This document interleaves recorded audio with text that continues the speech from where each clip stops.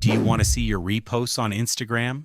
I'm going to show you 2 different ways of doing that in this video, and I'll also show you how you can remove or undo them.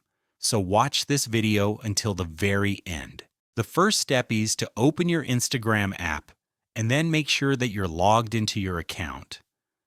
Then, we're going to click on our profile picture icon at the bottom right corner of the screen, and then we'll get to our profile page. In the latest update of Instagram, you're going to see this little repost section, which has this 2-arrow icon.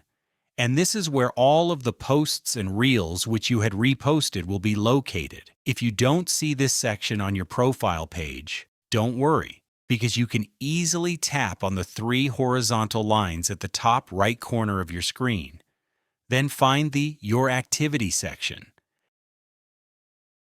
And the Repost section should be located right under the Comments button. If you want to undo a repost because you've reposted it accidentally, then just hit the Select option at the top right. Tap on the content you want to unrepost, and then Delete.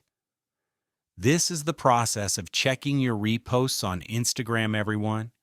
Make sure you hit that subscribe button for more helpful Instagram tutorial videos like this one, and I will see you in the next video.